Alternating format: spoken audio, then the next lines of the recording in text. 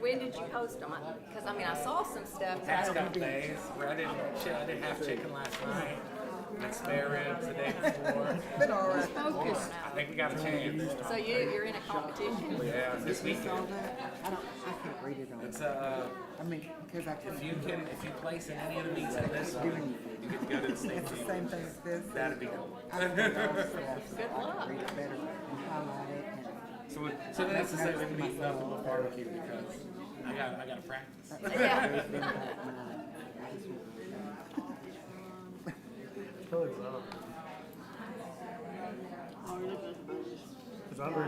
I can't read the budget on there. I have to see.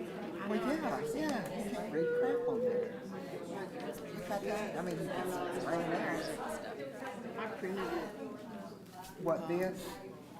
the budget. Oh, Yeah. the budget or this?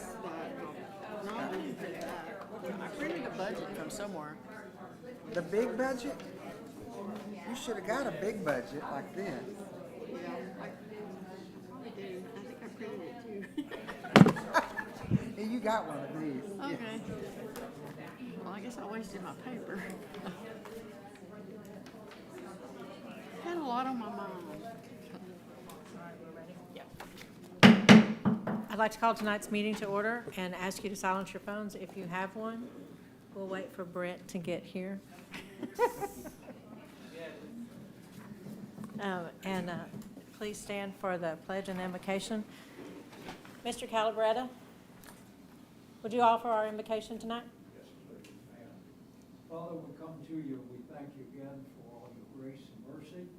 Thank you for the City of Bowie. I pray that you just bless this meeting, that it might be such that it'd help all the citizens and the community as a whole, and that you just get much glory out of it. Give good mind to all of the council members and the mayor and our city manager, just help in all these things tonight. And we thank you for the way you bless us. We praise you now in Jesus' name. Amen. Amen. Please join me in the pledge. I pledge allegiance to the flag of the United States of America and to the republic for which it stands, one nation, under God, indivisible, with liberty and justice for all.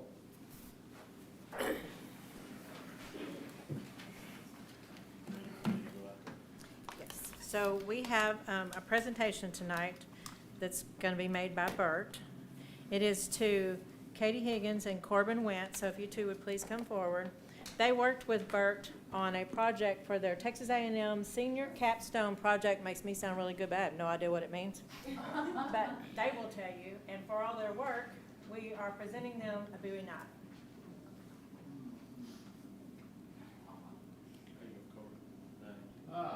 Back in May of '21, these two kids, adults now, were students at Texas A&M, and they were looking for a project for their degree requirement, and it fit right in with us. They did a water study, infrastructure study, and they did a fantastic job. But, you know, you can't pay kids that are going to school. So I figured the next best thing would be something to hang on their new office wall. So we really appreciate their work. They did a fantastic job.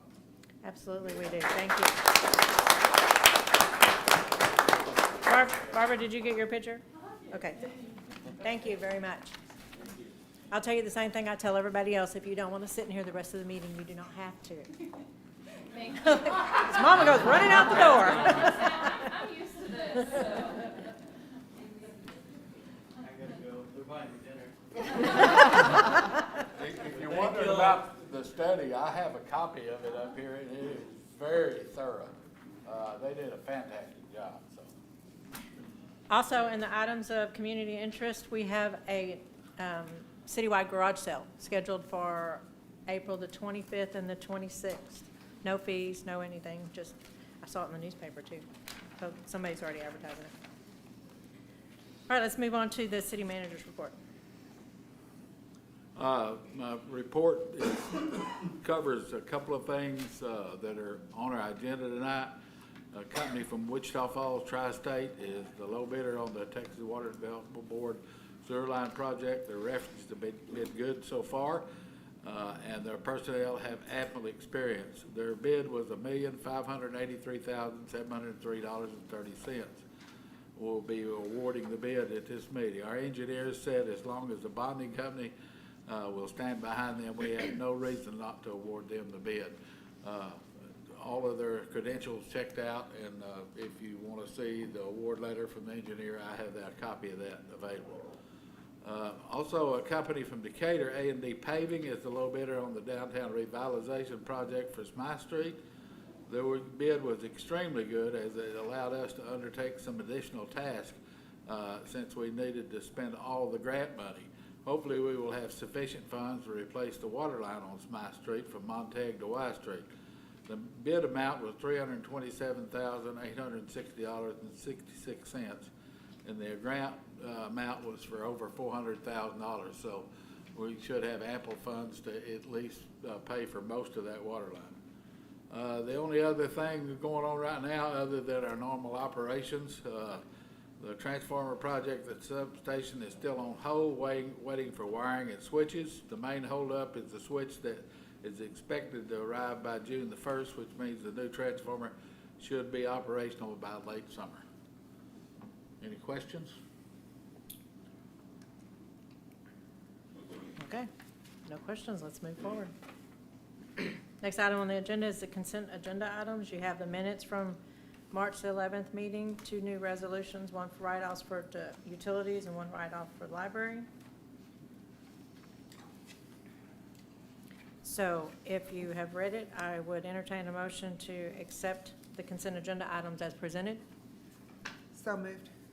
Ashley, do I have a second? Second. Shaw? Truax? Yes. Shaw? Yes. Ashley? Aye. Sproles? Aye. And Walker? Yes.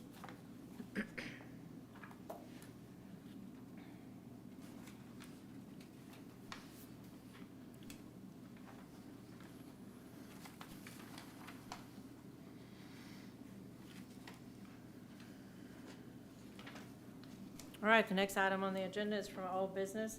Second reading of ordinance 2025-02, an ordinance amending Appendix C Fee Schedule, water rates 2018, of the Code of Ordinances of the City of Bowie, tax increasing water rates, providing a savings clause, a severability clause, and an effective date.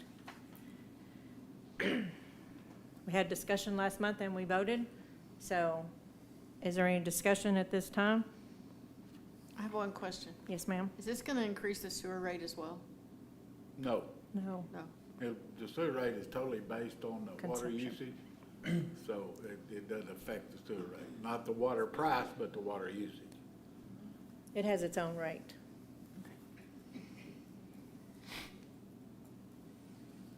So if there's no other discussion, I'd like to entertain a motion to accept ordinance 2025-02.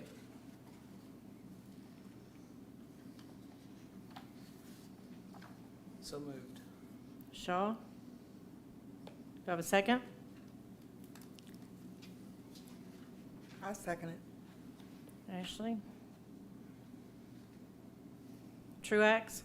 No. Shaw? Yes.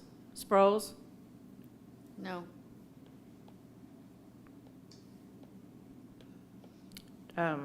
Sproles, or wait a minute, put you in the wrong spot. Walker? No. And Ashley? Aye. All right, so now we have a 2-3, and we got a council member out.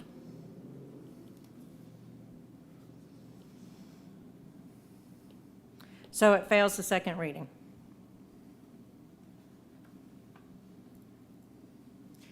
So I have till the end of the meeting to make this decision, but I'm not going to wait till the end of the meeting. I'm going to veto this because we don't have a full council.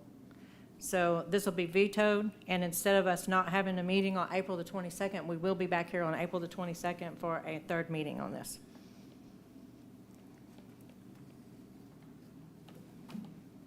All right, let's move on to the next item. The next item on the list is to accept the 2023-24 audit from Mathis, West, and Huffines, and Valerie is here again with us this year.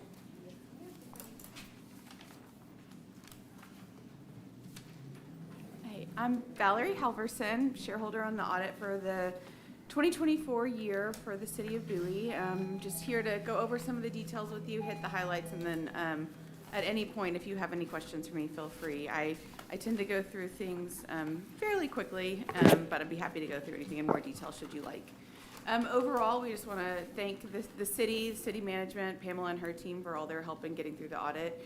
They can attest that it is not an easy process, and we have a lot of questions and request a lot of documents, and we appreciate their good work in getting us all the way through it and getting this report out and presented to you.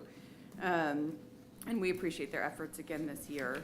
So I'm going to go through 3 documents with you, and like I said, I'll do it pretty quickly, but feel free to stop me at any point.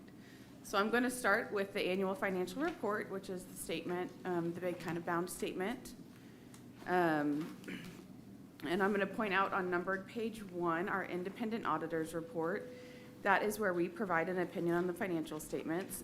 We say that we believe the financial statements are fairly presented in all material respects, which is what we call an unmodified opinion. It's as nice as we get as auditors. It's the opinion that you want to see within the report.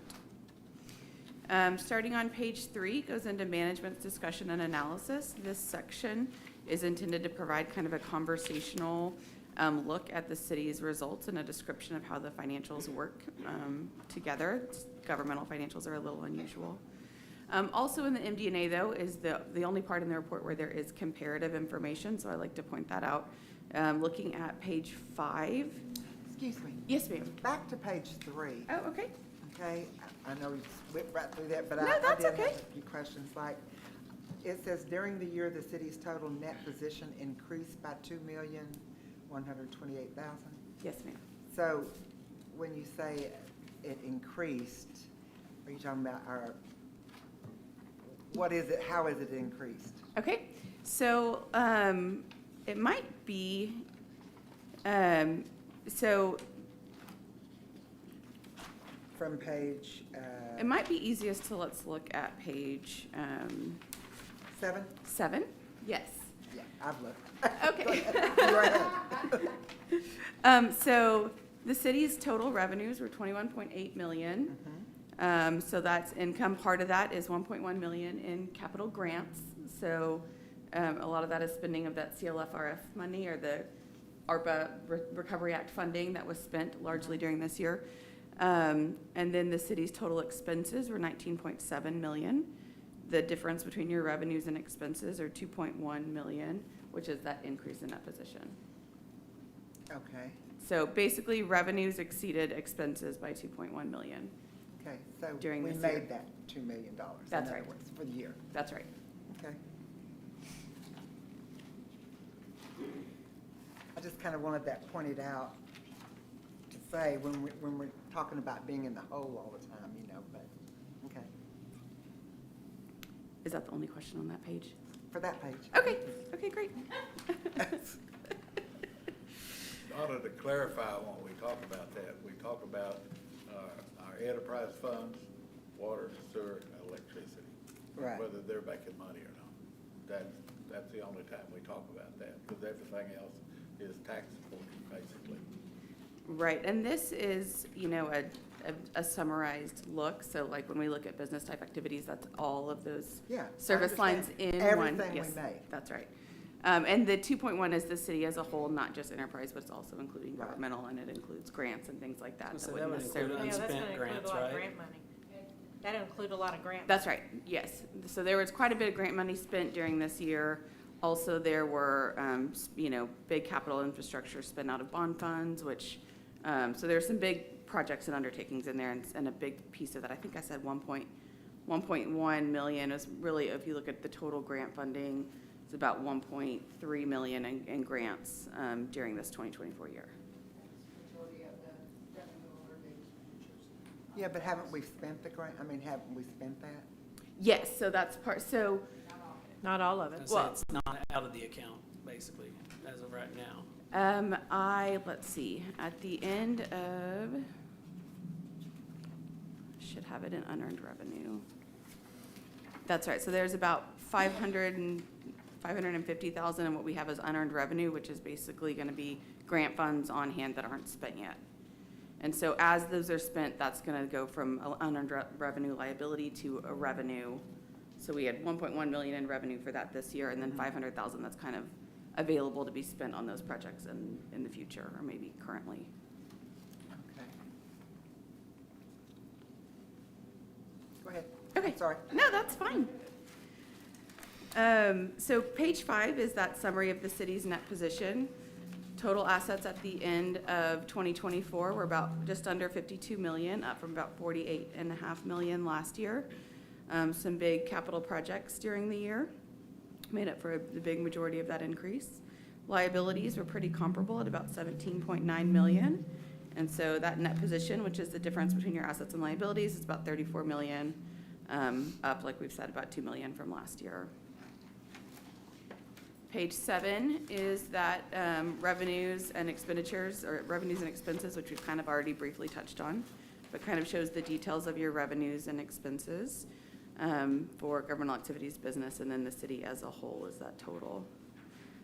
So in 2024, of that 2.1 million, 1.7 million was in the governmental activities, 400,000 was in business type activities, and 2.2, so the 2.1 is the total.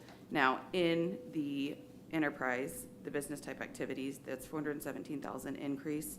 1.1 of that is capital grants. So So if you I took noticed- away the capital grants, Yeah. then that would have been it. That would have been Because I did notice I $600,000. made a notation under the fire and ambulance. I think somewhere it says about that we spent more than what we had budgeted or something? Or was it? That was PD and the streets.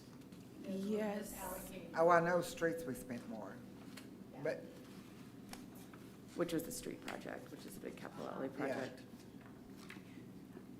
I mean, and we can pull up the budget to actuals in the back, so we can look at that, I'm not Okay. sure. Valerie, I do want you to mention that, right now, the general fund has 39% revenue over expenditures in our fund balance, and the good old standard is 30 to 33, so when I arrived here, there was 27, so each year we were adding a little bit more to it, so now we're up to where the state would like to see this audit. We have money in the fund balance for at least over 3.5 months, if a disaster happens. right.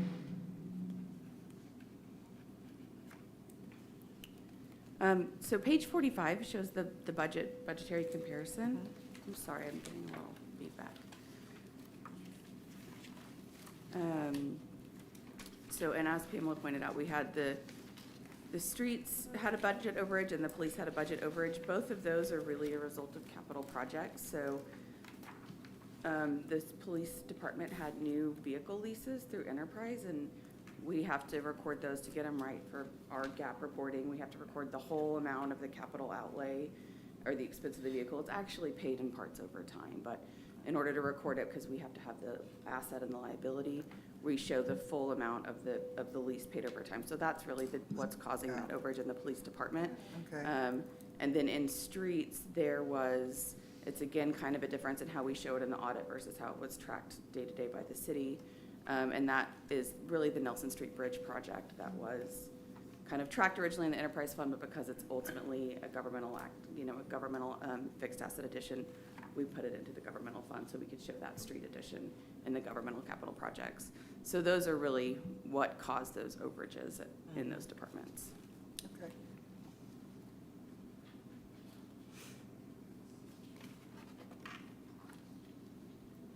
Okay, does that make sense? Okay. So those are really the comparative statements that I usually point out in the MD&A. There's some additional details that I can point out the footnotes for those too. The basic financial statements start on page 11. So the first 3 columns provide kind of a more detailed version of that very summarized statement that we looked at on page 5. So kind of the same overall, but just gives you a breakout of the different types of assets and liabilities. Also on page 11 is where you'll see what we call the component units, so the VEDC and the Sales Tax Corporation 4B and 4A. So BEDC ended the year with assets of about 9.3 million, liabilities about 1.3 million, and so their net position was about 7.6 million. 4B's net assets difference was about 7.3 million at the end of the year. And this statement and the next statement are the only places that you'll see those component units reported. Does anyone have any questions on that statement? On page 12 is the statement of activities. So we already reviewed in the MD&A the comparative revenues and expenses, but the format of this statement is a little different, so I'm going to take a minute to explain. This starts with the expenses by department.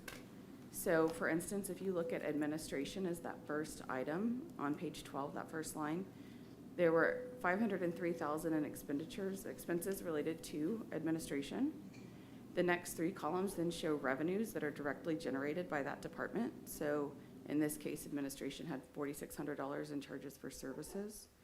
That carries over to page 13, that first column shows your governmental activities, and we call that your net cost of that department. So that's your revenues less those direct expenses of about $498,000.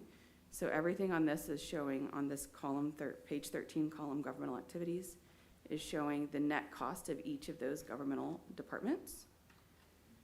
And then the governmental, so total net cost of the governmental activities is $6.3 million. If you continue to follow that down, you have the general revenues of the city, which are property taxes, sales taxes. So those are revenues that aren't attributed to any one department, which comes to the total general revenue of $8 million.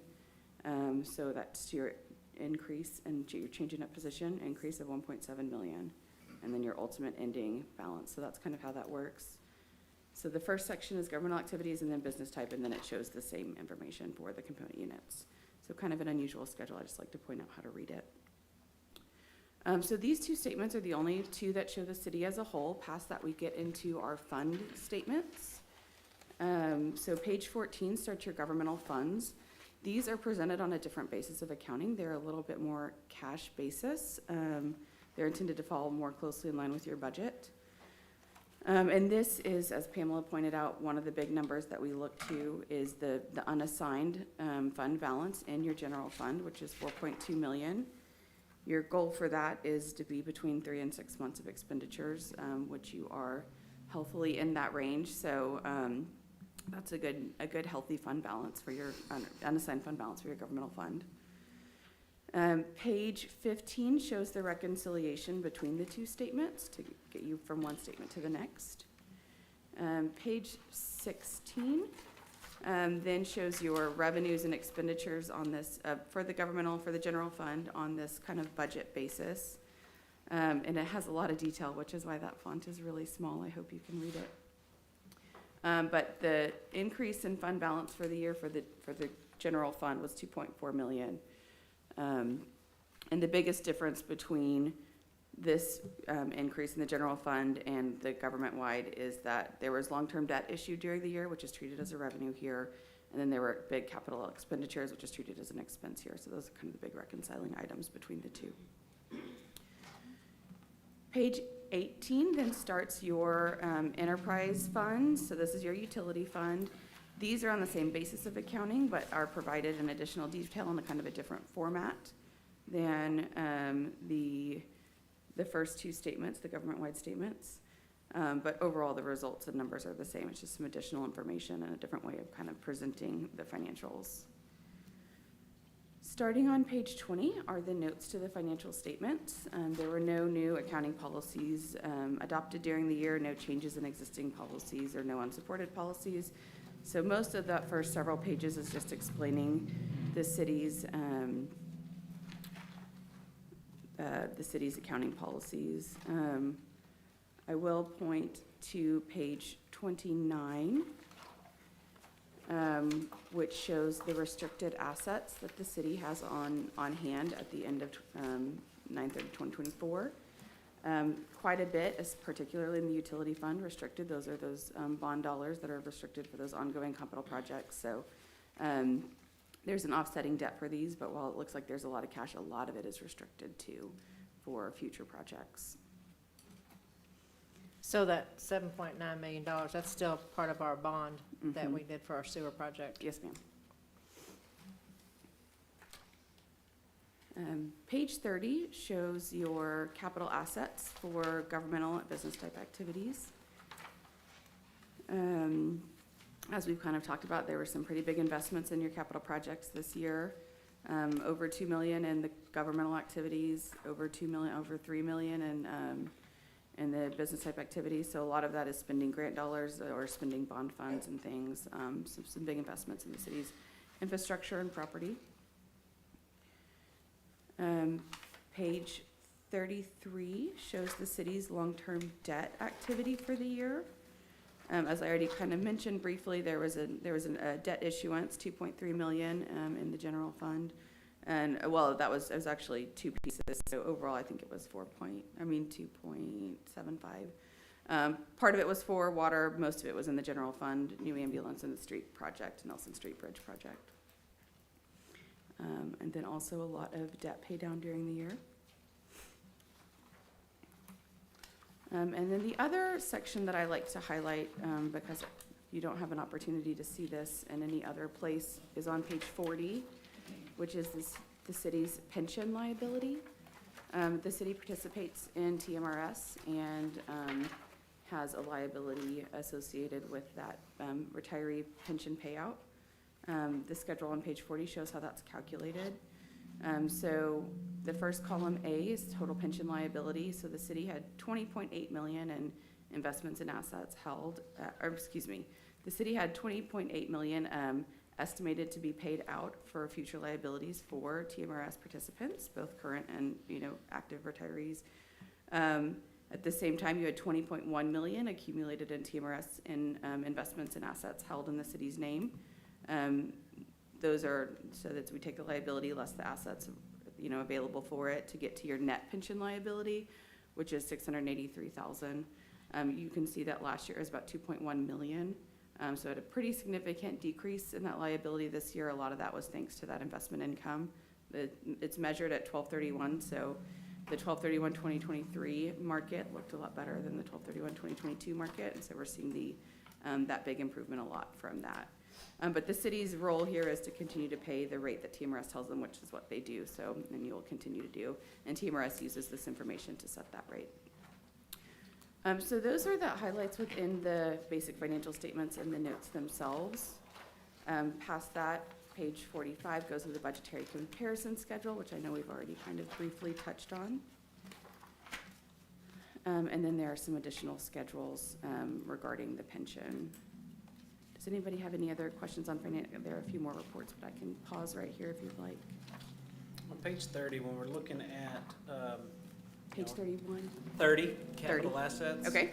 When we're looking at those, as far as machinery and equipment, what's included in there, and how are we depreciating those assets if we're taking lease vehicles and doing full depreciation? So the leased equipment, there's a section right there for leased equipment. Right. It's separated. So those are going to be vehicle leases that are through Enterprise Fleet Management. And so we record a fixed asset and a long-term debt associated with that, and then it's depreciated over, I believe, 5 years. Machinery and equipment is, I can't tell you, probably backhoe, street equipment. I can't remember exactly what that $243,000 is, but all the vehicles are really through enterprise lease. So that's not going to be like a police vehicle that's in there. It's probably going to be some sort of big equipment. I can't remember off the top of my head what equipment was purchased during the year. Are you depreciating those all up front, or is it Oh no, it's depreciated over the course schedule of the for life. each, Mhm. like, is the different machinery It categorized depends. differently? Right, that's right. So it depends on the expected life of the equipment. So typically 7 to 10 years, or shorter or longer depending on what the item is. Having seen a lot of the equipment and machinery, $5 million sounds like We did write out quite a bit of a equipment. huge number. And we do run that monthly and or quarterly on the assets, and you'll see it on your balance sheet. quarterly when I produce and Right. present them to you, you'll see the depreciation. And it depends on the equipment, like a water pump that we just received, we used to try to put those out to 20, 25, we hope. Depends on the equipment, we average right 7 to 10 years most of the time, and we'll set them up and depreciate them on a monthly or quarterly basis. Okay.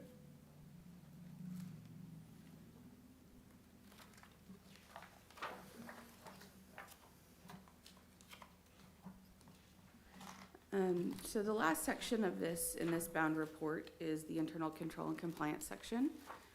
We perform this audit in accordance with government auditing standards, and with that, we are required to report on any internal control issues that we identify. We did have material audit adjustments this year. They were primarily associated with the new bonds and making sure that they were in the right fund, and but because they were, once they hit a certain threshold or over a certain dollar amount there, it's considered material and a material weakness. So that's what this finding is. It's telling you that we had to make material audit adjustments in order to get that financial statements fairly presented in accordance with GAAP. And I do have a summary of those attached to a different letter that I can point out to you. But that is the finding that we have. But please bring out Valerie. When I first arrived here, all three of these were marked. There's three different areas where she could mark, which is significant deficit as far as consideration of material weakness, that is none reported. And materials as far as segregation of duties and special notes, no, we had that lifted also.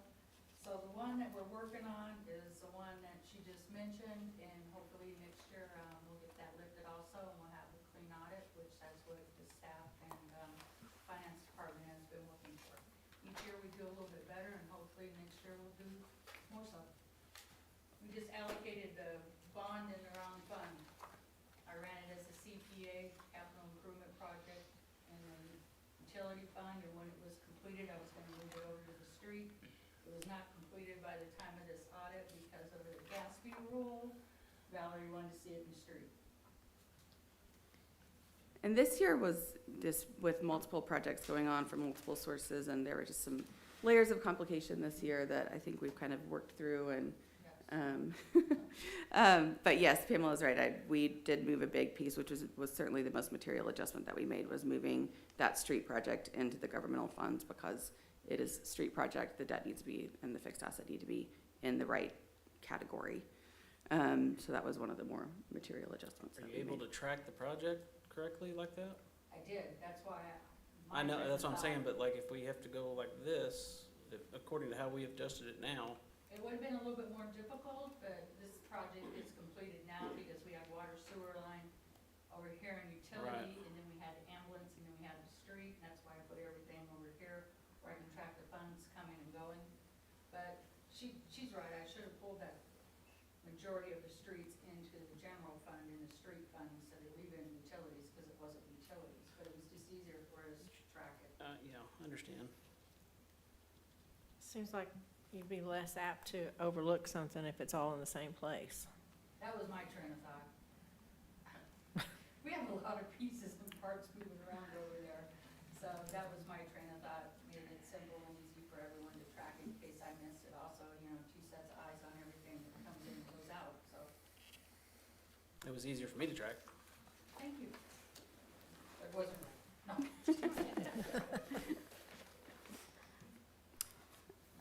The other letter that I have passed out to you is, I believe the first time you've seen this one, is we did an examination report, is what you call it, for your spending on the coronavirus local fiscal recovery funds.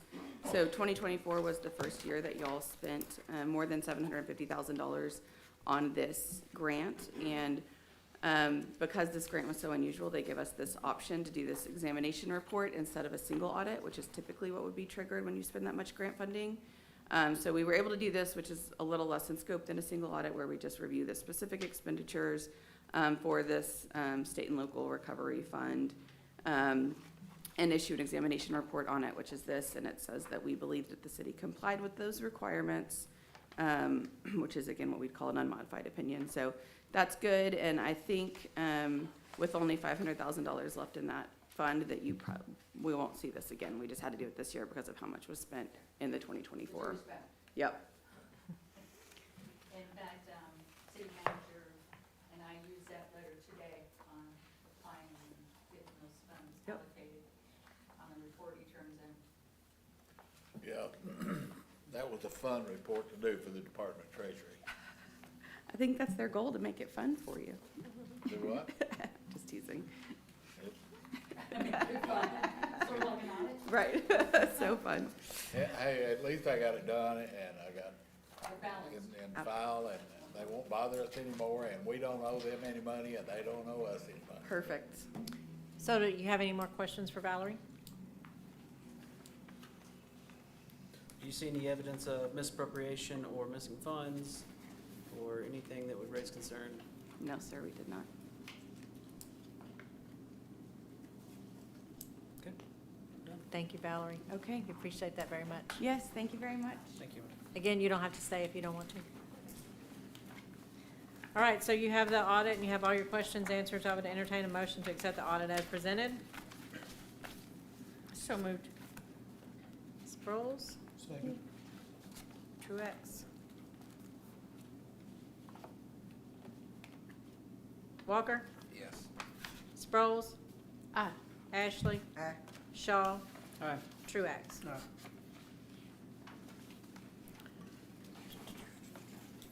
Thank you, ma'am. Thank you. Pamela? Yes, ma'am. Nobody told you you could leave. May I go, Miss Mayor? Wait, I used your pronoun. May I go? Thank you. Thank you for everything. All right, so the next item on the agenda is, well, several items on the agenda are to approve some P and Z recommendations. Would you like for me to read them individually and then we'll approve them? You can talk about each one of them individually. So the first one will be to approve the P and Z recommendation of the replat for Wendell Robbins on replat lot 7-12, block 1, Trammell Addition, commonly known as 1215 and 1221 Home Street, creating lots 7R, 9R, and 11R, block 1, Trammell Addition. Okay, yeah, and all of the ones that we're going to discuss, they meet all of the requirements of the zoning ordinances. There's going to be 3 houses, 2 commercial buildings built with all of these 4, so any questions about the first one she's just read? Is this for housing then? On call? Yes, this one will be some houses, yep. So let's make a motion to accept the one as presented. Make a motion that we approve it. Ashley, second. Second? Shaw. Truax. Yes. Ashley. Aye. Shaw. Aye. Sproles. ah, Walker. Aye. All right, the next one on the agenda is approve P and Z's recommendation request on Bowie Economic Development. I'm sorry, I wanted to do the smaller ones first. Janice, do you mind if I skip that one? Okay. Approve the P and Z recommendation on request for Wendell Robbins to replat lots 8 and 9, block 3, close addition, commonly known as 1114 Sanders Street, creating block 8R, or lot 8R, block 3, close addition. Is this for houses too? Bill? If that's item number 4 that you're reading, Your Honor? Yes. Yes. Number 4. Yeah, that's also housing, yes. On Sanders Street? What's that? Sanders. Yeah, single family. Mhm. Make a motion that we approve. Ashley, do I have a second? Second. Truax. Sproles. ah, Walker. Aye. Truax. Shaw. Aye. Ashley. Aye. Right. Next one is number 5. It's recommendation on request for 2D Partners LP to replat lots 17, 18, 19, and 20, block 7, Holman Edition, commonly known as 1210 Jackson Street, Independence Hall, creating lot 17R, block 7, Holman Edition. Is this the one we released easement on? No, this is the one for the Independence Hall to build the Memory Center on, right behind their area. Where it is now, being back of it. I think they're using it for some parking right now. Yeah. But they're gonna No, build- not really. The parking won't be affected. There's a grassy area between the building and the parking. The grassing area will be where the building will be. So I would entertain a motion to accept as presented for the Holman edition. So moved. Second. Ashley, Sproles. Man, sometimes I can't get y'all to speak, and then sometimes I can't keep up with you. Truax? Shaw? Yes. Ashley? Aye. Sproles? Aye. Walker? Aye. All right. All right, so now let's go back to number 3. Approve P and Z's recommendation on request from the Bowie Economic Development Corporation to replat Lot 1, being a 3-acre tract on 21, out of 21 acres of the Bowie Business Park, creating Lot 1R, Block 1, Business Bowie Park. Yep. And again, this is one of the commercial buildings that'll be going out there. And it's just simply taking the lot, the 3 acres out of the 21 acres. Pretty simple, pretty straightforward. I'll entertain a motion to accept as presented. So moved. Sproles, do I have a second? Second. Walker? Shaw? Yes. Truax? Yes. Ashley? Aye. Sproles? Aye. And Walker? Aye. Thank you, sir. Thank you. Thank you, Bill. All right, the next item on the agenda is number 6, to approve the base bid amount of $1,558,103.30 from Tri-State Site Work for TWDB CW RSF 73893 and HEI number 181002, the sewer line replacements, Phase 2. Stoney's here if you have any questions about this project. Where's it at? All over. I had it in the city manager report at the last meeting. I just want to see Keep Stoney. telling you every meeting. I just want to see Stoney talk.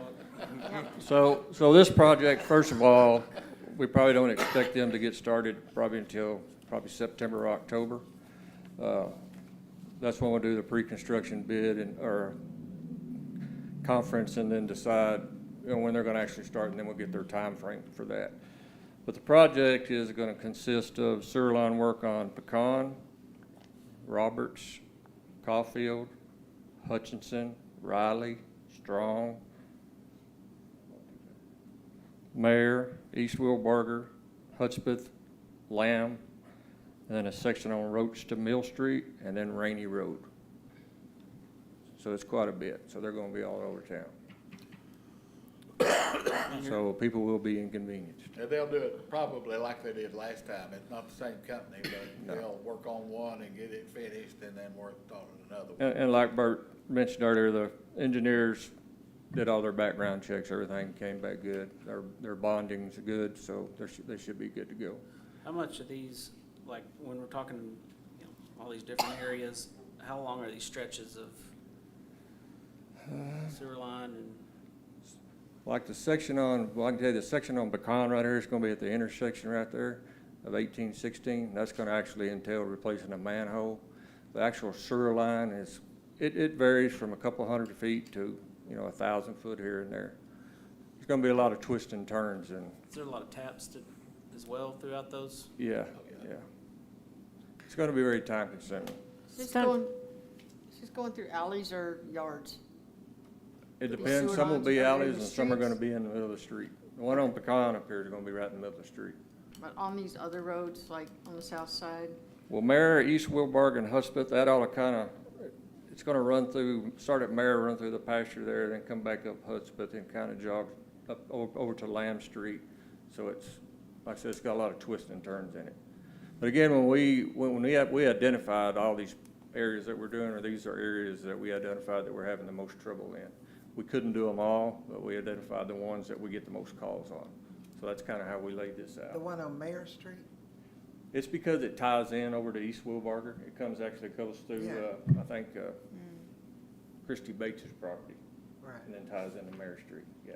So then it'll go over to Hudspeth, tie in over there, then it jogs over and goes up Lamb Street. I don't know how many of y'all were here when we first started this project 5 years ago, but basically, I brought all the guys in from the field, and we identified every line in the city where we had habitual problems, and that's what we're going by. Just to reiterate, this, you know, the money we spent on this only does about 33% of our sewer lines. So, $10 million doesn't go very far. Why are we so far out on the September, October? According to Kevin, the engineer with Hayter, Kevin and Van Hooser, they're, this current company that bid this project and that was awarded the project, they're finishing up 2 jobs, one in Bridgeport and San Angelo. Because this project is so big, they're gonna dedicate their whole crew to nothing but this project. So they're wanting to finish up those 2 projects and then come here. I'd rather do it all at one time Right. instead of piecemeal it, because. But again, I think our biggest inconvenience is gonna be at the intersection of Pecan and 1816. There's no way around it. It's gonna have to be closed off to replace that manhole there. I can liken this to Nelson Street and Mill Street. A contractor gets down the job and you see what happens. Oh, So, absolutely. But did we know that? We want I them mean, there all the time. No, I Did we didn't. have to accept this bid knowing that, I mean, shouldn't they have made that information available to us? Well, I don't know if I think when they bid these jobs, they kinda not sure they're really gonna get them, so they really don't know how, to lay out their future plans. Yeah. So I don't think it's unusual, but no, you could go for the one that was 2.6 million. Don't be sassy. I just kidding. That was the most expensive one too, by Yes. the way. Yeah, just so you know, we had nine companies bid on these projects, so, and it was a range between 1.5 million, 588,000 to 2.6 million. And the bids were very close to engineer's they're- estimates, so right. it's So- right on, so. We're way far from being over on this estimate. Okay, so just to make my point clear, it looks like they're building up their future income calendar, Right. and we're which having is- to wait for it. Which is not unusual. You wanna Right. call them? Doesn't mean we have to like it. But I do like the fact that they're wanting to bring their whole crew in and just stay here and finish this instead Well, I of like the fact that they're a lot closer than, back and forth, yeah. Yeah, I believe they're out of Wichita Falls, so. Will we be able to, does this include street work, paving, Yes, replacement? yes, they're gonna do any street work that needs to be repaired, concrete work, yards they may have to get into, all that. I knew has you to were be- gonna say yards. How much of this can we go curb to curb, As, the whole street, and not just Oh, piecemealed like Lover's Lane? no, you won't be able to do that. They'll only have to replace their ditch line that they dig up. Because I feel like that area just got way worse on the top. Yeah. This is strictly, most of these bids, it's all basically just covers their ditch line. I would love for that to happen, but there's not enough money to do all that's that. another $10 million. Easily. All right, when I get to the page that I need, we'll take a vote. All right, I would entertain a motion to accept tri-state site work for the accepted bidder. So moved. Ashley, do I have a second? Second. I have another question. Go ahead. So with like the concerns of, hey, their start date's here, if we come to September, October, and they're going, hey, it's to be another 4 months, can we reconsider this? Can we? Know this, they're on a time constraint. Construction, So either way, They think they can get it all done within the contract time. If they go over, then they go into penalty. And that's where we get them. so either way, there's an end date to this. There's an end date. They can start tomorrow, they could start Yeah. in September, but, okay. The end date's the same, whether they start tomorrow or in September? Yes. It's in the contract that way. Oh, that can't be possible. I just seen, I Well, I haven't seen the contract, but typically that's what it is. I haven't seen the contract. The yet, date so I can't the speak contract on is it. signed is the date that the time starts. What do you think the time frame really is? What do you think the time frame is? The engineers set the time frame. They so, set it. Yeah. Okay, once we vote on this and we accept them, do we have any way out? Contract, Probably, yeah, yeah, there's for always sure. one out. Okay. All right, Shaw, Yes. Truax, Yes. Walker, Yes. Sproles, Aye. Ashley. Aye. And I want to just jump out here and say, the iPad for this particular item was great. Because if she'd have printed this out, we'd have never been able to read these charts. Yeah, they're pretty detailed. All right, the next item, You can't read this? no, No. not even gonna try.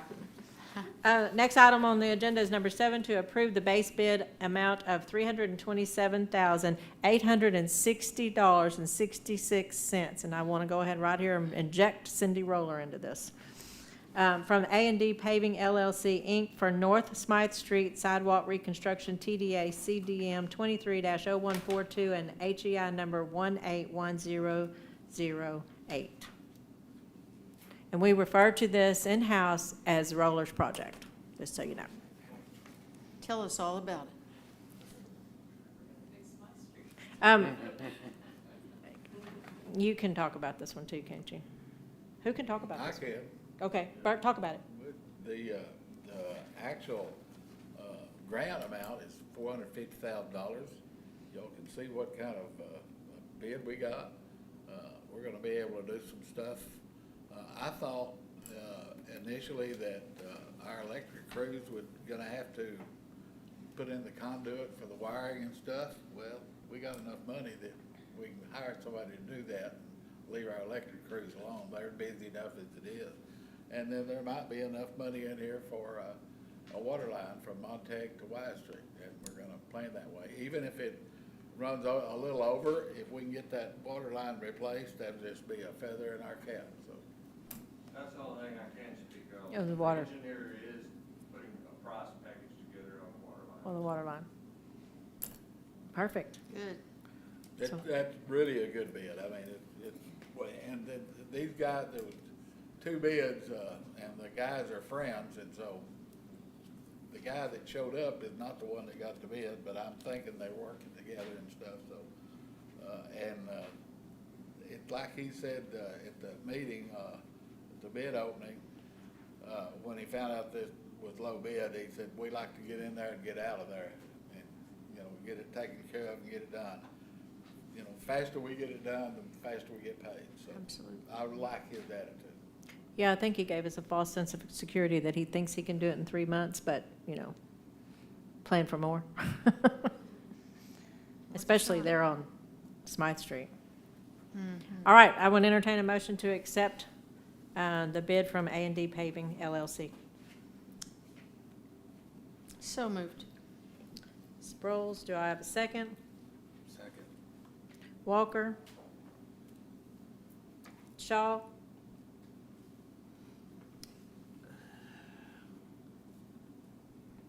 Aye. Do you have a problem? Oh, I'm kind of weighing the options, but I'm comparing the bids here. I'm looking at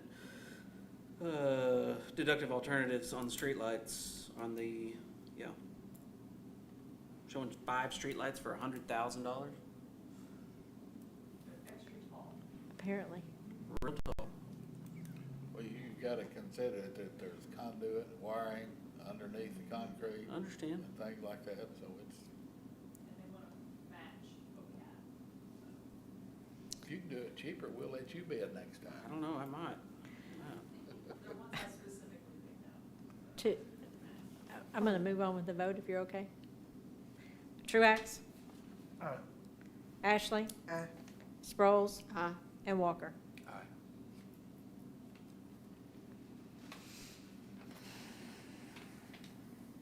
All right, so the next item on the agenda is something that David and I and Bonnie and Clyde all worked on. As you know, first off, let me read this. An ordinance amending Chapter 4, Business and Commerce of the City of Bowie Code of Ordinance by repealing Article 4.200 Mobile Food Vendors in its entirety and adopting a new Article 4.200 Mobile Food Vendors at Bowie Food Court, repealing any conflicting codes and ordinances, orders, providing for a severability clause, adopting a savings clause, determining that ordinance was passed in ordinance with the requirements of the Open Meetings Act, and establishing an effective date.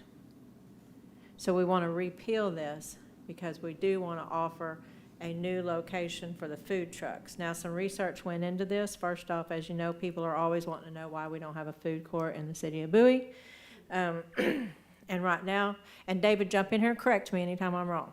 Right now, our food vendors have to be sponsored by a property owner, and it's got to be within so many feet of a bathroom, and there's got to be electricity or a generator provided. And over time, people have gotten to where they call either here or they call the chamber office wanting to know where all the food trucks are located that particular day. David has 10 permits now for food trucks that visit the city of Bowie, and they're spread out all over. I told Bonnie, in order for us to move forward with this idea in the beginning, that she had to contact them to find out if they were agreeable to make this happen. They were all agreeable. They have permits now that will expire. They're only a 1-year permit, and when they reapply for the permit will go to $300, and that will include their water and their electricity at the Second Monday grounds. It will be on the south, well, I guess actually it's the east side of the large green building that's in the parking lot at the community center, at that bottom part of the hill where the bathrooms are. It's within the footage limits of state laws. They'll have the green building to set tables and chairs up if they want to. All of them will be in one location. We'll put signage out on the highway. What am I missing? We have taken the obligation, especially the legal liabilities, away from the private property owners for having businesses in their parking lots, away from them, and moved it all to the city. So where is, now explain All right, the to big me green building that's just right across from the community center that has the vendors in it during Second Monday. Yeah, All right, so it'll be on the east end of that, which is closest to the parking lot, the Second Monday parking lot, and it'll start right there and go around the corner. kind Those of where white bathrooms the are. Mexican one is right now? Or- No, it's on up behind it. Oh, behind it? Yeah, it'll be on up into the grassy area where Second Monday starts, right around that building. So we are going to provide them with electric hookups and water? Yes. In fact, they won't be allowed to use their generators once they've moved into that park. They'll have to hook up to electricity. That's a sound issue and makes it more enjoyable for the visitors of the events, of the food trucks. Yeah, because I went through the ordinances and compared this new one with the old one, step for step, and it sounds pretty good since because I noticed that it says Bowie Food Court only, for these. And I agree with that if they've all agreed to do that, and it's. So, again, I told her she had to talk to every one of them, and the one I thought that would like it the least was the coffee lady, and she was the one that liked it the most. So it gives people that use food trucks, or people that come to town and want to go to a food truck without knowing our town, a central area to go to, so you'll always know where the food trucks are. Yeah, because the cost is going to go up $100 for them yearly. It goes up $50. Well, it was $150 and $50, so that's $200. So if we're going to charge them $300, that's $100. So David, explain. Well, we did away with the application fee and just increased it to $50. I thought it just went up $50 from what they're paying now, but I could be wrong. According to the ordinance, it says $200. Yes, you're wrong, because Leah, right now, it's $150, and then they had a $50 application fee. So it's going up $100. We just did it as a flat rate, one fee, and an increase of $100 annually, and providing them water and sewer. Yeah. Or water and electricity, anytime they want it when they pull into the food court. Right. Yeah. And they have access to the food court area. I don't know what 365 days minus Second Monday weekends is, but during Second Monday weekend, they'll still have to go to Bonnie, and all of those go out there. Yeah. So They'll still have to go to Bonnie and find their different location because most of those spots are used. Well, then that does sound fair, because I first thought, well, boy, that's $100 more a year for them, but if they're gonna get water and electricity. Yeah. Because right now, the only one that had water and electricity was that one little one sitting right there. The rest of them all had to have generators and things, didn't they? Well, you're supposed to be on a generator. Yeah, some have generators, some have put, meters on poles and stuff, and you set up an account, but, I talked to some vendors, and they love the idea of free electricity and free water and the $300. They said that's cheap. Yeah. Yeah. I think it'd be great for our citizens to have a simple place to go to. Absolutely. Well, I've been wanting them all to be able to be in one area so that you didn't have to go all across the town around, but. I really like this idea. I think this is. I think it's a great idea. Are we able to provide tables and other stuff Okay, so, as well? Kind of make it more of an area? well, there may be a chance to put in some picnic tables here. Now, also remember, we're fitting into the second Monday week Sure. area. But right now, in the beginning, there are tables and chairs available from the city that they use in outdoor events that Bonnie and Clyde, I hate to include Clyde because I know he's not 100% on board for this. But we're going to leave the tables and chairs available to them in the green building. Okay. I told them to find a way that they could be secured and the wind didn't blow them all over the parking lot. But, so they'll have access to tables and chairs from now. Once we see how far it grows, the idea of putting in permanent picnic tables is definitely an option. Okay. And then as far as, say, I'm a business owner, I have an event, or I just want this particular cupcake truck to be in my parking lot. Is there any exceptions for that? As of right now, there are no exceptions to that rule. Now, events, festivals, yes, they can go to any one of those. But once we take it away from the private property, there'll be no exceptions for that. It's not to say if we have enough people come to us and want that kind of exemption, then it's certainly something we could look at then. But in the beginning, we would like for them all to go to one location. That's the reason we're doing this. David will be able to keep us in check as far as how many people actually come to him and want an exemption like that. Yeah, special events are exempt from the permit, like chicken birthdays, things like that, rodeo, they're exempt from this. Y'all hadn't mentioned the second Monday exemption, so. Yeah, second. Yeah, that's definitely an exemption. They could be somewhere at a sponsored place that wasn't Second Monday, if they can't be there. Be in second Monday during second Monday weekend unless they go through bond. As I meant, so they say they didn't want to be at Second Monday, they wanted to be across town, even on Second Monday weekends, that's still a no? They could not do it with this new ordinance. David, come to the podium, please. I thought you were going to quit talking, but you didn't. Well, the intent of the ordinance is to have all the food vendors in one central location. That was our intent, so.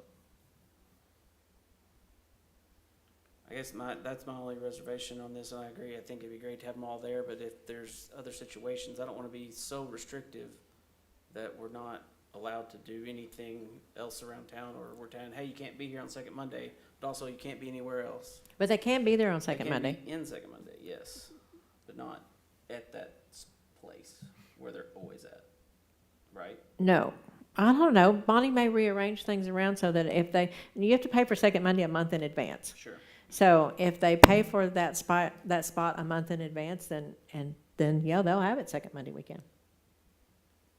But is that area, is that even a spot? Yeah, it's where we're setting them up is just like vendors set up. Okay. It's with a electric pole and a water line, access to every one of them. Okay.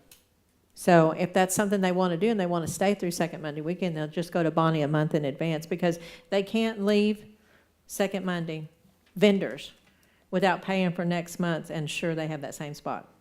So they'll pay the vendor fee that. They'll have to is pay the charged vendor fee for that for a second Monday. 3-day weekend. But they can only be there 72 hours or something, is what I read. That's how long they can park there, yes. Right. So if they want to work a Second Monday time. weekend, they can leave their truck Friday, through Sunday. You're right. But they have to, well, I know second Monday is different, but in other words, during the week, they can only be there for 72 Yes. hours. Yeah, we don't want to make it a rent, storage lot. Right. They can be there every day of the week. They just can't leave the trailer sitting there unattended for longer than 72 hours. Oh, is that what it is? That's what Okay. the intent of that is. So somebody doesn't sit it there, tie it down, and just leave it, you know. Oh, I was just reading that they Yeah. could only have business there for 72 Oh, hours. no, they can come as much as they want in and out of there all year, except for second Monday, and then they have to go through Audit, okay. so. Most of them, and as we talked about earlier today, most of them have to leave and resupply, restock. So, but, you know, if they get good at it, Or they'll they stop have for other 72 towns hours. they Yeah. go to. Yeah, a lot of them go to other towns too, so. The food vendors were all on board with this. They really like this idea, and especially once the general public learn where they all are located, and that's where they go, you know, and they're excited about that. The vendors are, so. So- That's how you see a lot of cities do it. They keep them in one spot, they got a food truck Yeah. park, and that's where they go. Everybody That's, knows, you know. everybody knows where to go. They know every time they got water and electricity, and they know the people know where to go back and find them. And the permit is Yeah, the permit's price. ridiculously cheap. ridiculously cheap. And I've put in here that we would supply the trash cans. We have trash cans out there anyway for trade days, so we'll have those out there. It's their responsibility to keep their area clean, you know, and then we'll dump the bags as they get full if needed, and I just think it's a win-win for everybody. And they'll have access to bathrooms? Yes. Right, that's a The big deal. big white building Right back there. now, we do have to keep those bathrooms unlocked during the day, and lock them up at night for vandalism purposes, but, To that point, we are locking and unlocking bathrooms every morning, unlocking and locking them at sunset every evening now. that's what we need to do, yeah. Yeah. All of them. All right, let's not talk about bathrooms. I don't want to talk about bathrooms. That always turns into a Is sour there any, subject. Thank you. Do you have any time limit on when they can open, when they can close? Can they stay open till 10, 11, or they gotta be out there at 7, or That's up to them. it's up to them? Mm-hmm. Thank you. Thank y'all. All right, so as you can see, there's two ordinance. The first one is repealing the old one, and then the second one brings in the new fee. So let's go back to ordinance 2025-03, and I would entertain a motion to remove So the moved. chapter 4. Ashley, Yes. do I have a second? Second. Walker? Truax? Shaw? Aye. Ashley? Aye. Walker? Aye. Sproles? Aye. All right, so then the very next vote is for the new ordinance.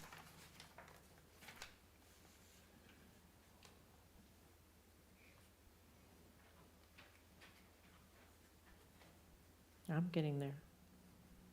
When do we have so many pages? All right, so the new ordinance is 2025-04, an ordinance of the City of Bowie, Texas, amending the City of Bowie Code of Ordinances by amending City of Bowie Appendix C Fee Schedule, mobile food unit permits 2021 by increasing the annual fee and removing the application fee, providing a savings clause and a repealer clause and an effective date.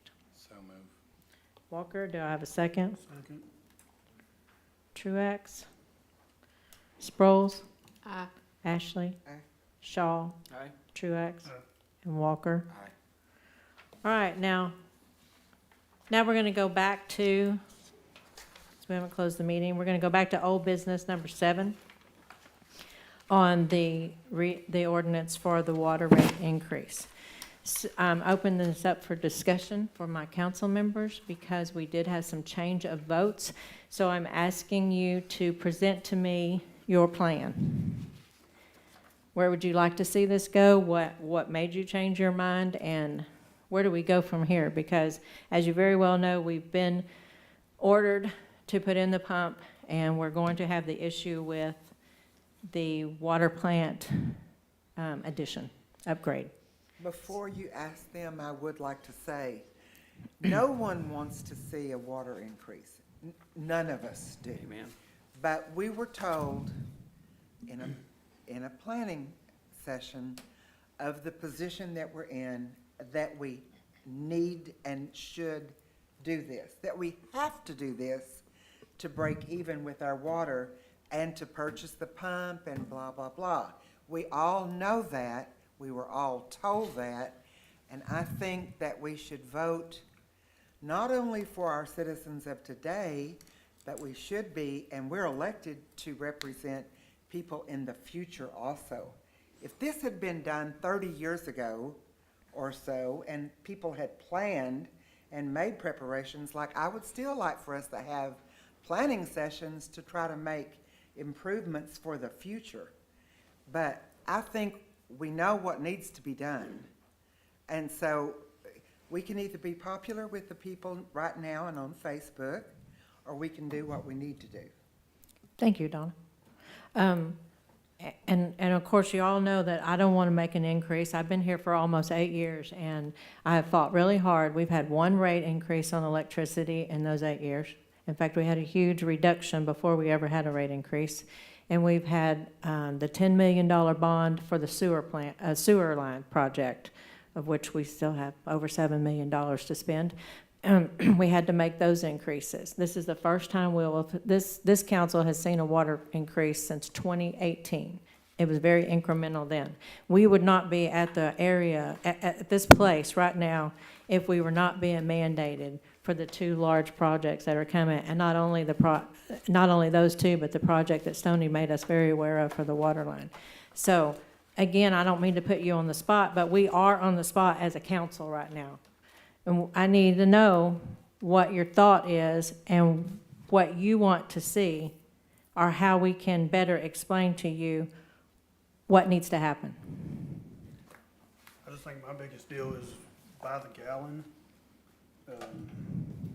Come summertime, it's gonna add up for a lot of people, and a lot of people ain't gonna be able to afford water. You were offered a different rate structure initially, and everybody turned their nose up at it.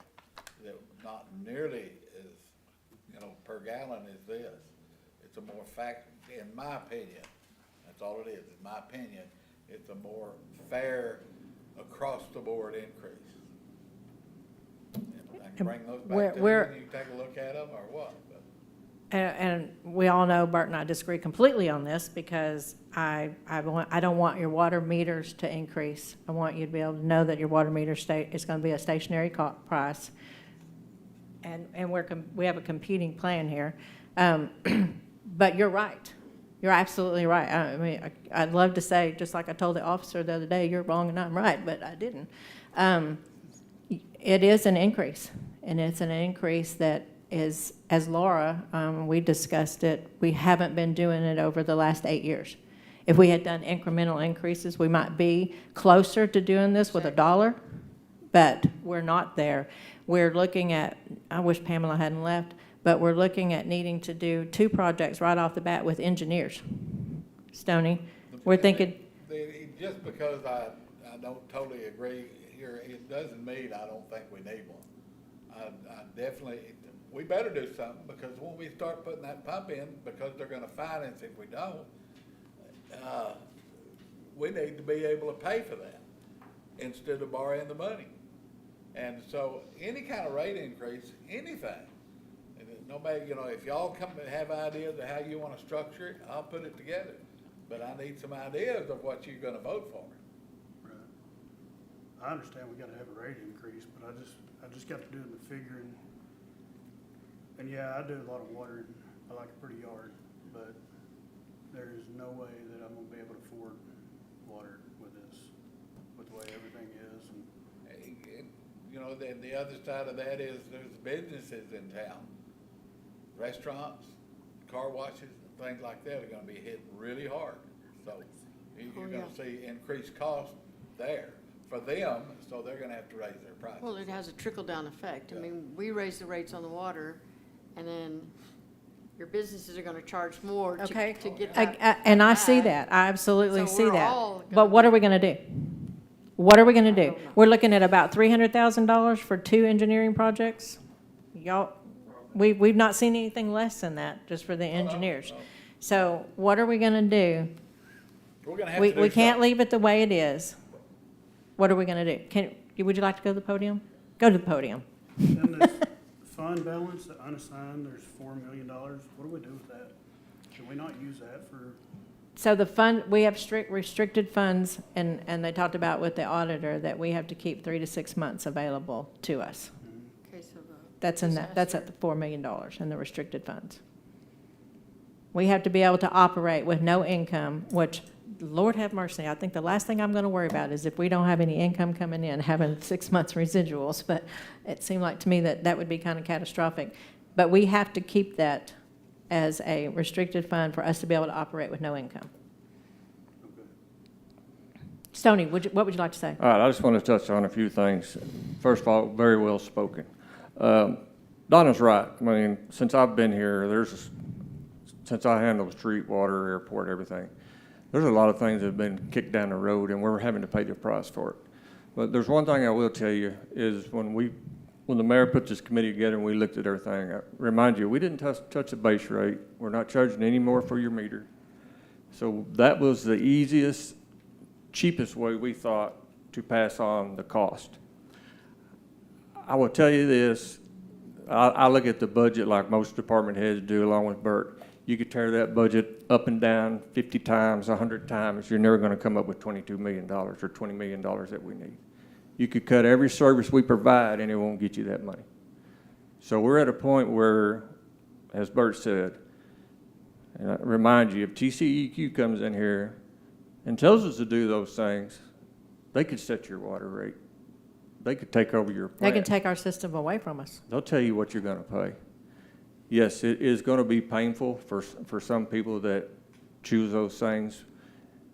And unfortunately in this world, nobody likes it. I've got a lot of guys that work for me. They don't make a whole lot of money. So I get it.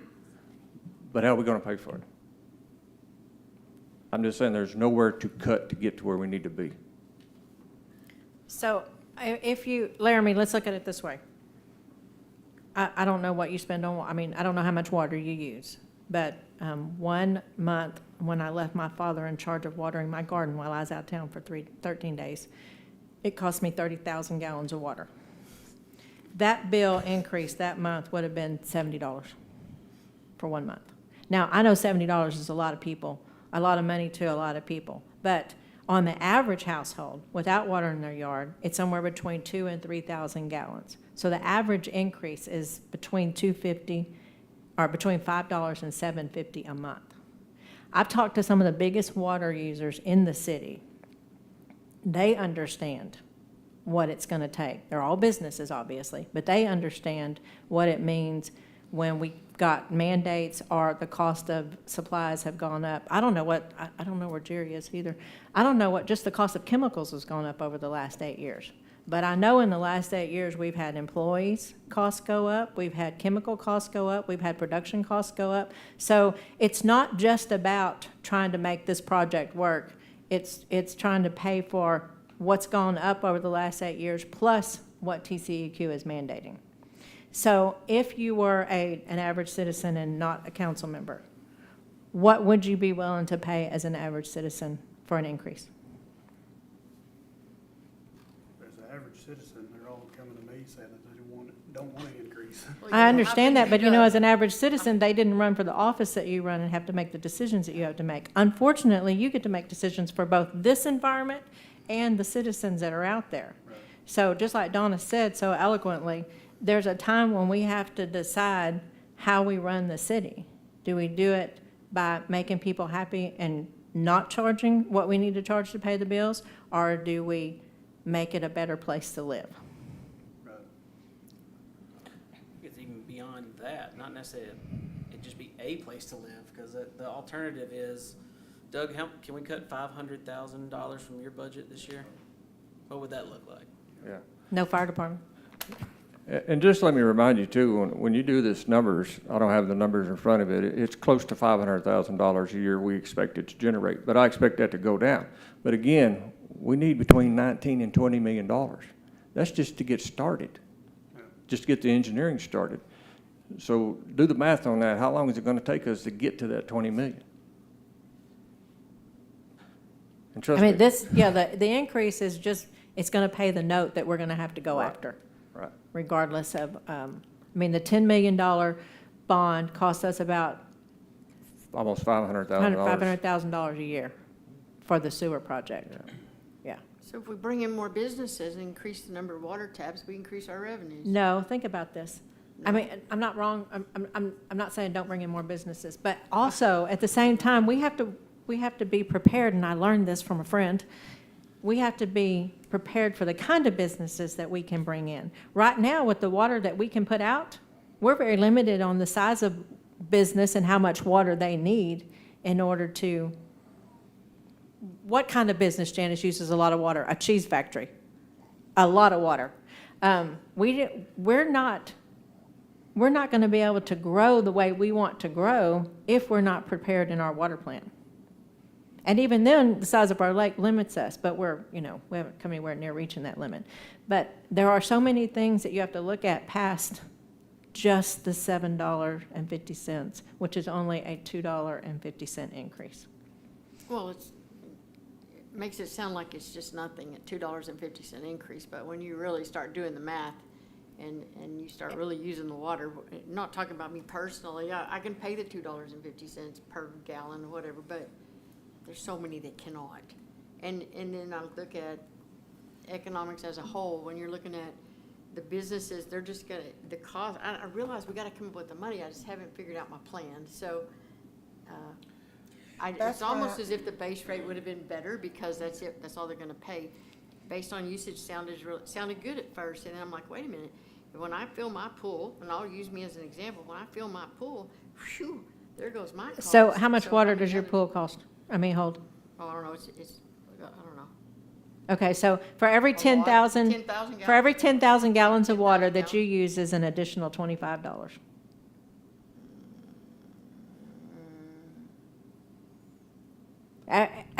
Your kids build pools, what, 20,000 gallons for a small pool? Mine was a 40,000. Hers is 10,000 gallons, so it's gonna cost you an extra $25 Well, it to sure fill that took a whole pool. lot more than that to fill it up. It costs you an extra $25 to fill it I up. just think the 250 was the most fair way to do it, rather than we were gonna go up on the base rate plus go up on the water rate anyway. So I just thought the 250 really makes it more fair for everybody, because if you don't want it to go up much, you just don't use more water. You still have control over it. Yeah. That's why I didn't want to buy eggs right now, or That's the good part of it. You've got Yeah, total control. you do, you have total control over it. Well, I've asked my resident legal scholar here, and she says we have to wait till the next meeting to vote, but, and I wanted to anyway, but I still want you to think about your job here. And I'm looking at you too, because you have told me yourself, you understand this, you think it needs to happen, do. but you We won't do need vote more for do. it. I agree, we need more money. What about, so I'm sitting here thinking this, so like, we'll say like tonight, we replatted all these lots for new homes. But then we just said that we can't even bring in good-sized businesses because we can't supply them water. No, But you yet didn't, we're- you put apples to oranges here. Did we When miss I was something? talking a good-sized business, I'm talking 90 million gallons of water a month. Okay. But again, That's increasing different, water, but still on the increasing same water hand, taps you're increases increasing revenues. water every time we build a house or replat something for another house, you're increasing water use. Yes, and that is the reason why TCEQ is requiring us to expand our plant. So we are going to double the capacity of our plant with this expansion, am I wrong? That's correct. That is, okay. So we're going to double the expansion, the capacity that our plant can produce each month, which is good for us. It'll easily do a population of 7,500. It'll increase it from the 3.1 million gallons a day to 0.2 million gallons a day. So we can live in a comfortable city, but if we want businesses that come in that's going to make that much of a difference on our water income, 90 million gallons a month, I'm throwing that number out, but it's a real number. It's an absolute real number. We need to be prepared for that.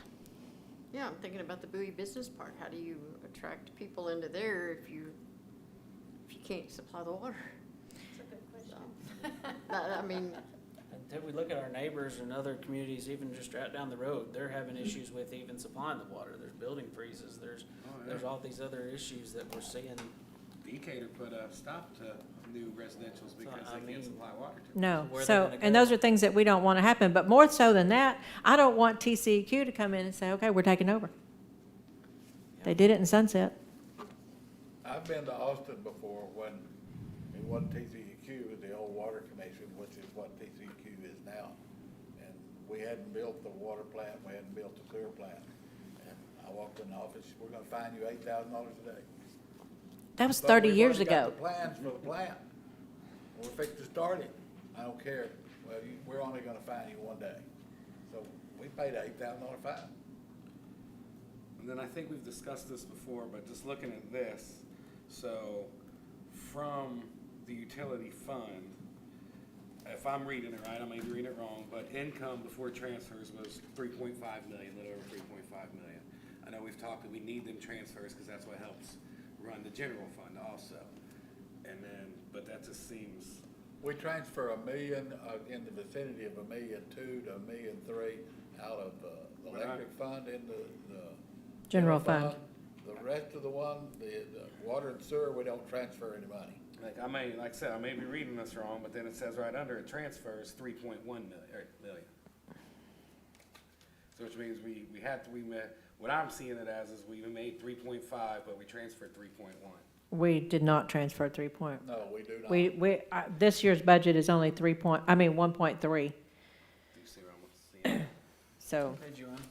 it's harder to tell in the audit than it is in the budget to see where the That's what I was asking transfers about are. the grants. I think Yeah. that, isn't Got that with what, grants and stuff. because then we shuffled around 1 point. Well, you gotta remember too what, that, at So 1.4 1.13, right? See, was grant going revenue. from, so that was when she said she was doing it all in the utility and she wanted to do it in moving the the Nelson Street project. general fund.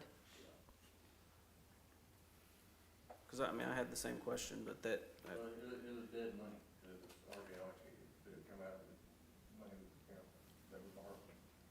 so her transferring it is just her literally putting a different name. just wasn't coded right, that's the reason. What you need to remember, this is governmental accounting, it's not cash basis accounting, because it says in the audit, or you're in your tax bill, that you're transferring 3.1 million, doesn't mean that you are.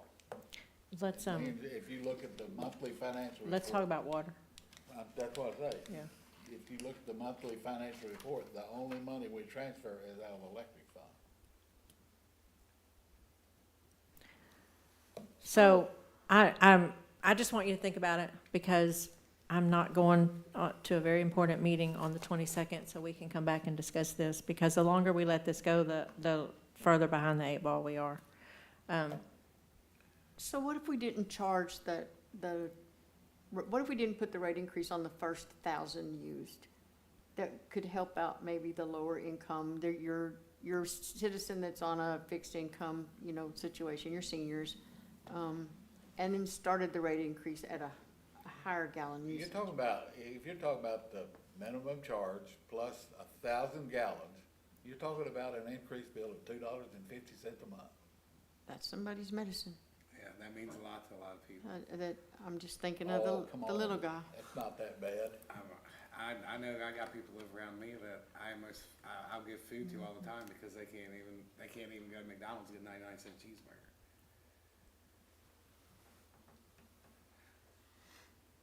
I think all of us we're fairly lucky. We've been blessed. We can, it's different. Well, I'm gonna just tell you, the finance director has told me on multiple occasions, that's a logistical nightmare for billing, but, Probably. Job security. I just want you guys to go back and think about this, because this is something that has to be done. I don't want to do it any more than anybody else does. Do we know how long we got? I don't think we've ever really had a date before the pump has to be in. We still don't have a variance from TCEQ, so we've got till. We're still under mandate. To come up with the money. And that's why we need to get started on engineering, so we don't get behind the eight ball. Yeah, if you don't start engineering now, you're not gonna start replacing. You think it's gonna be hard to get a rate increase for an actual water consumption? Wait till you go to them and tell them you need the money to pay the fine.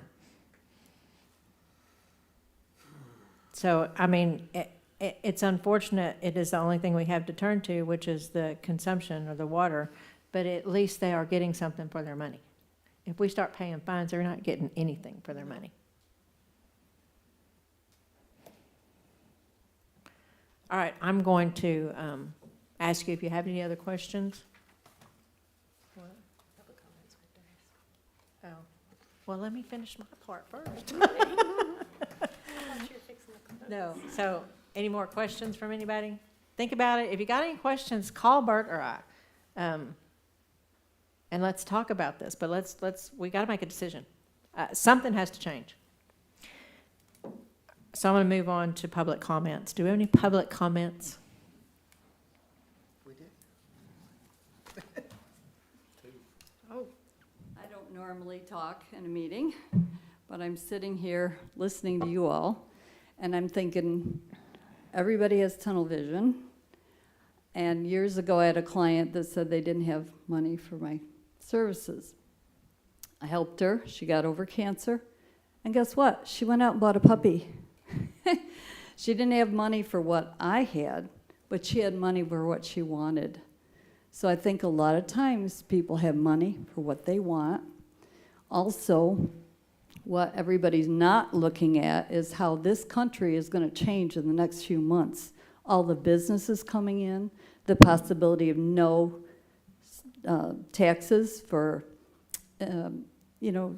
employment taxes,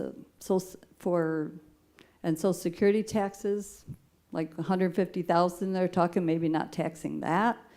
The grocery prices should come down. All these businesses are coming in. So everybody's looking at tunnel vision. They don't see the whole picture. So I'm just going to encourage you to take a look at the whole picture of what's going on in the country, because it's going to affect this country, or this part of our country. With the prices going down, the gas is going to come down. I know it's bumpy right now, but everything's going to turn out. And if this is in place, it'll be ready to go. That's just my thought. But honestly, I feel like people have money for what they want. And a lot of times they're on things that they could benefit more by not being on. But that's my part of the world. So anyway, that's my 2 cents. Thank you. Thank you. Yes, sir, you want to go to the podium?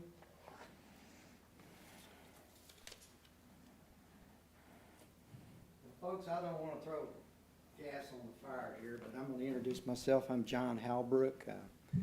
I'm a volunteer. I volunteer for the EOC over here. I maintain a 30-foot antenna out on the lake for emergency operations. I volunteer for the Christmas parade. I volunteer for the wrapping of the poles out there. I volunteer for the bass tournament. And I enjoy all of that. I enjoy being part of Bowie. I do live out on the lake. I also volunteer. I'm the president of Amon Carter Water. And I think we're a pretty good customer of y'all's. Last month, we purchased 870,000 gallons of water. And the middle of last summer, we got 3 million gallons of water. So I just wanted to make everybody clear that we have a 40-year contract with the City of Bowie. And Amon Carter Water was installed in 1994, 1995. And in that contract, I'll have to read it to you here. In our purchasing agreement. Have you gotten my letters? I have not. It's in the mail. Okay. And I'll just tell you what basically the letter says. Okay. Our costs the last 3 years have gone up over 62%. That's why we're raising rates. It has nothing to do with the pump that we're buying. We need to pay for that. But our cost for treating water has gone up over 62% in the last 3 years. That's what the letter says. And it also says that I've invited you to come up and visit with me, and maybe we can mitigate some of the increase that we're gonna have to do with a little swapping. So, you'll get the letter probably tomorrow. I was hoping you got it today, but, Didn't get it today. I apologize for that, but, well, it's not your fault. It's the post office fault. so, having said that, the other people in this room don't understand what we're talking about here, and I'm just gonna explain it to them. That we're under contract with the City of Bowie, and in there, it talks about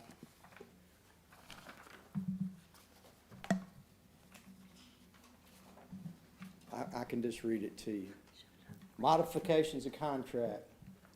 Provisions of this third amendment, which is in this contract, pertaining to the schedule of rates to be paid by the purchaser for the water delivered as subject to modifications made as the city makes modifications to the rates of all its customers. So that tells me, y'all can't raise my rates unless you raise the rates to your customer base. But the next sentence says, any increase or decrease in rates shall not include increased capitalization of seller's system. So that tells me everything I've read in the newspaper is about new lines, new projects, new pump, all of that is capitalization. And that's where I base it. So if you've got a different The letter will contract, explain it to you better, so you'll see our increase. if you got a different contract than the one that I got, I would appreciate somebody bringing it. No, we don't. It's the same contract. Same contract. But the rate Okay. increase has nothing to do with anything other than increased cost of treating water. His rate. Yes. Okay, well, I've said my piece, and that's my stance. Well, and in my letter, it invites you to call me and we'll sit down and have a conversation about this, and maybe we can come up with something that help y'all. Okay, well, I appreciate that, and I also appreciate everything that y'all do here for the city. We really do. Thank y'all. Thank you. Anybody else? Dennis, you've been sitting up real straight all night long. I don't have anything really to say other than the fact that the mayor actually saw something. Hey, come over here. I visited with a company, you know, people say all the time, bring more business to town. And one of the main things that businesses look at when they come to town is your infrastructure. And so I can't speak about how important it is to really start looking at the things that y'all are looking at and that you're facing with. But, you know, the 90 million gallons, that is a common question that comes across my desk. So this company actually I visited with when I was in California, and, you know, they would be here if they had three things. And the three things are land, availability. The second thing is water, and the third thing is sewer. Can you handle us? We can't handle that. So I can't even compete. There's no sense in even doing it. I sent her all the information to clarify that, you know, could we possibly do this in the future? Possibly. But that's kind of where we're at when you talk about a major company. You know, the smaller companies, yes.